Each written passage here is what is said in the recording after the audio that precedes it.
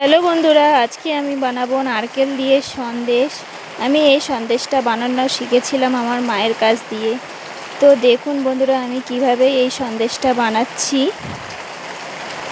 দেখতে কত সুন্দর হয়েছিল। তো আমি প্রথমে নিয়ে নেব নারকেল, একটা নারকেল নিয়ে নেব। নারকেলটা আমি কুড়িয়ে নেব। তারপর আমি নিয়ে নেব 1 কেজি মতো চিনি। এবার আমি কড়াই বসিয়ে দেব। কড়াইতে 1 গ্লাস মতো জল দিয়ে দেব। জলটা দেওয়ার পর আমি চিনিটা দিয়ে দেব, দিয়ে ভালোভাবে নাড়িয়ে নেব। এদিকে আমি 4টে গোটা এলাচ নিয়ে নেব। আমি এই গোটা এলাচ দেব না, এর ভিতর থেকে দানাগুলো আমি বের করে নেব।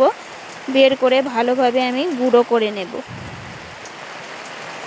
গুঁড়ো করা হয়ে গেছে। এদিকে আমি চিনিটা নাড়াতেই থাকবো যতক্ষণ না গলবে। চিনিটা অল্প পরিমাণে গলে গেছে। এবার আমি দিয়ে দেব এই এলাচ গুঁড়োটা। তারপর আমি দিয়ে দেব কেশর। কেশরটা আমার মা দিত না, কিন্তু আমি দেব, স্বাদটা আরও বেড়ে যাবে দেওয়ার জন্য। তো ভালোভাবে নাড়িয়ে নিয়েছি। এভাবে নাড়াতেই থাকবো। চিনিটা পুরো যখন গলে যাবে তখন আমি এই কোড়ানো নারকেলটা দিয়ে দেব।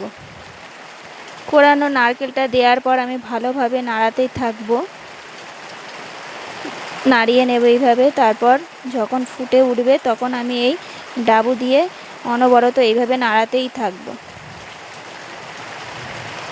এইভাবে নাড়িয়ে নেওয়ার পর যখন এই মিশ্রণটা ঘন হয়ে যাবে তখন আমি এইভাবে নাড়াবো। তো এবার আমি গ্যাসটা বন্ধ করে দেব। দেওয়ার পর এইভাবে ডাবু দিয়ে এইভাবে নাড়াতেই থাকবো। যখন এটা পুরো একটু শুকনো শুকনো মতো হয়ে যাবে তখন আমি গোল গোল করে নেব। তো দেখুন বন্ধুরা, কত সুন্দর দেখতে হয়েছে। খেতেও এইভাবে খুব সুন্দর লাগে এই সন্দেশটা।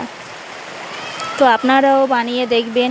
যদি ভালো লেগে থাকে লাইক, কমেন্ট, সাবস্ক্রাইব করবেন। বাই।